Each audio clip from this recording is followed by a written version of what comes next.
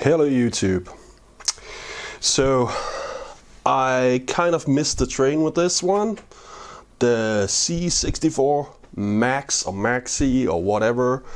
I think it's the official name is just the C64.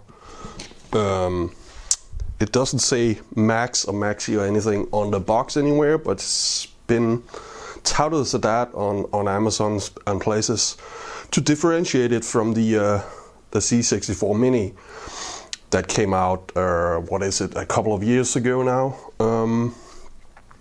But yeah, I kind of missed the train on this one.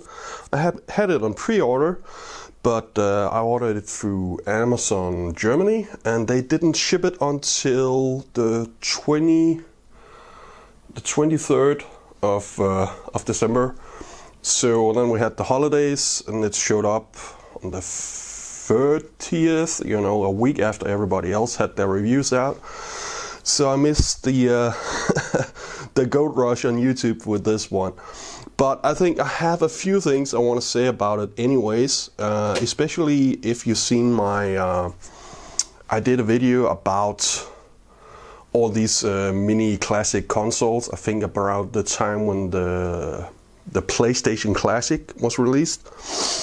And saying I didn't really like all these consoles because you could just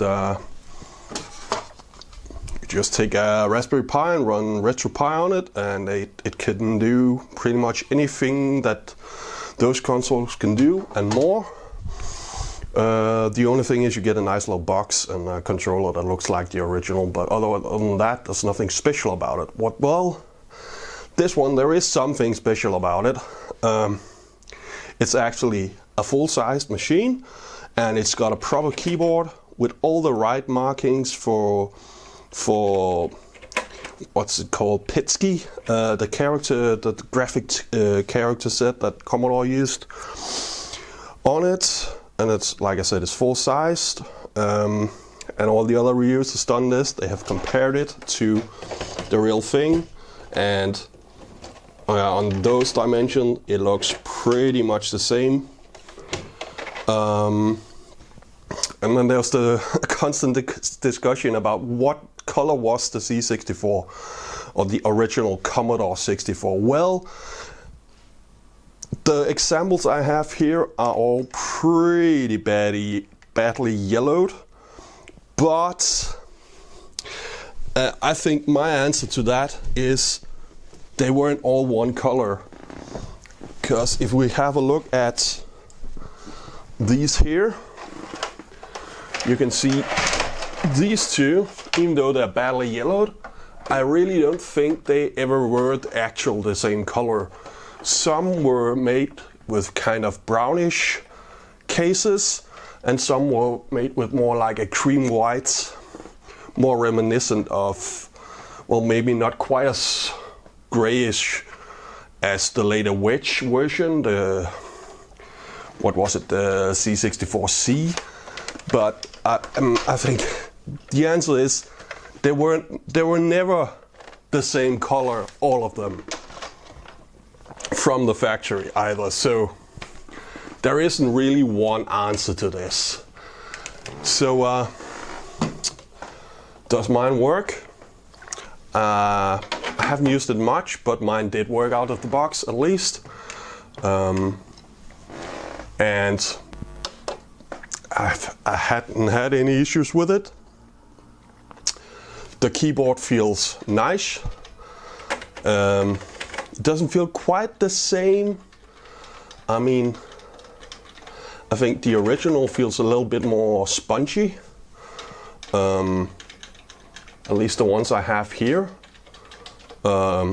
This feels like there's not as much cushion underneath, but it feels fine. I wouldn't say I prefer one or the other, but I'm not a keyboard snob either. And then we have the machine. Well, it boots, it plays games. You can boot it into what's it called? They have a special name for it. Classic mode. That was carousel mode, where you access all the various games. Then you have classic mode, where you can load games from disk. You can go to media access. I haven't actually loaded anything here. The only thing I'm kind of on the fence about with this system is that all the parameters you set for the game, as should it use fast load, disk access, or should it use full emulation mode, and various other settings. There's a whole section about it in the PDF manual that you can download. I don't think it's in the quick guide. You need to go and download the actual manual for that.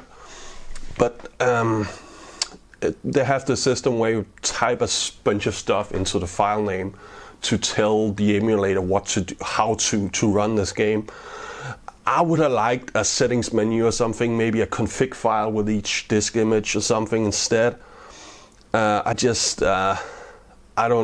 think that's a little bit fiddly, because if you figure out you've got the wrong settings, so you've got to pop out the USB drive and change the file name and pop it back in to use it. That just seems a little bit weird to me, but other than that, it's basic. We are loaded into basic, so we can do. Whoops, that was not the right key. Do something like. Yeah,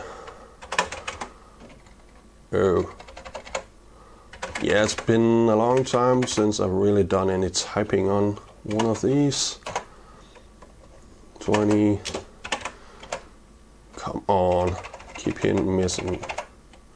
Go to 10. Run. There we go. The classic test, where we just scroll some text. It works as you would expect.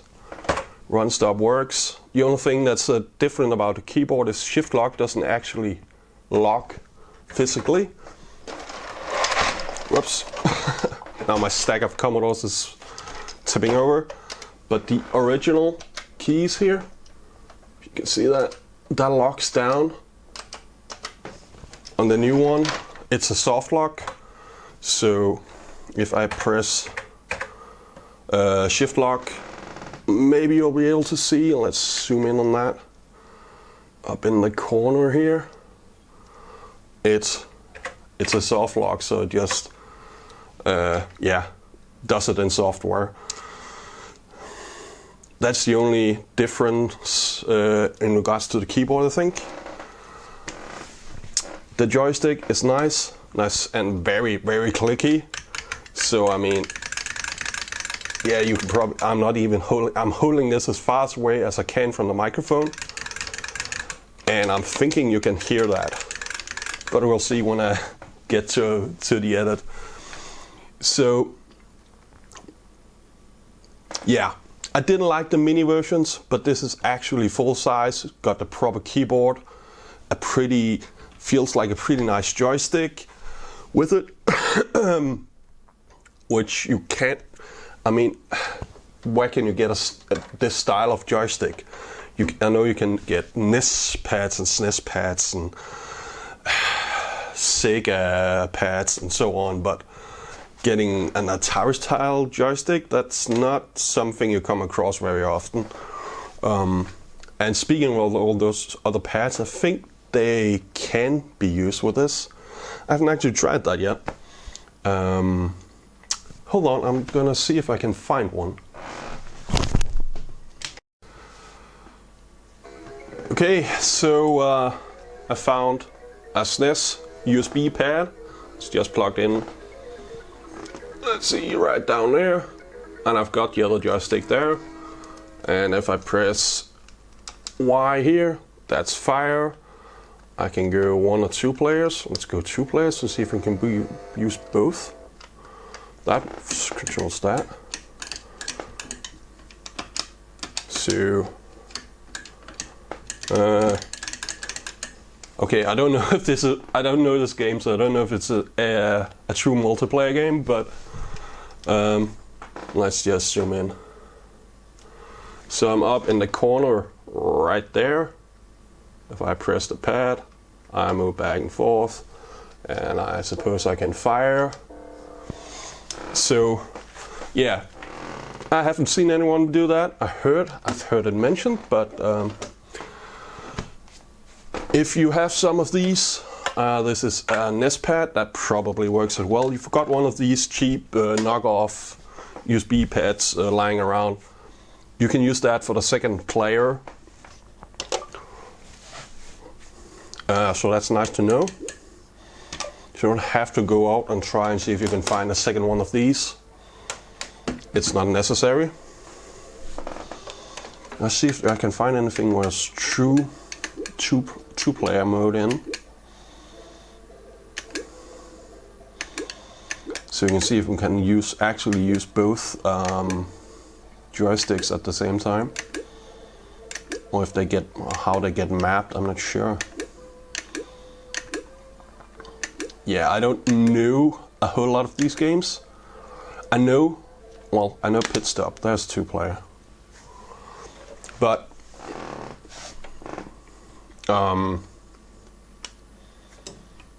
number of laps, drivers 2, yana, start race. It's type name, K and L. Press your button. Okay, so that doesn't work. Oh, it does.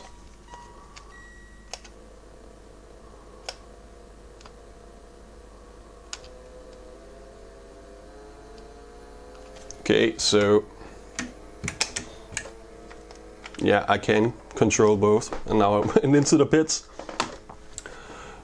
But they do get mapped differently, so you can actually use them as joystick 1 and 2. I think there's also a mod for probably the U support where you could have 4 joysticks. I don't know how to test that because you've got 4 USB ports, so maybe that gets emulated. I'm not sure. Anyway, I just wanted to say a few quick words. You know, the 8-bit guy and various others. What is it? 8-bit show and tell or something. And various others has done reviews on this already, so I don't want to go on for an hour about it. I just want to give my quick thoughts, and the conclusion is I do like it. It seems like a nice bit of hardware, especially since, you know, I don't care for those mini versions, but this seems proper with the keyboard and everything. That's really nice.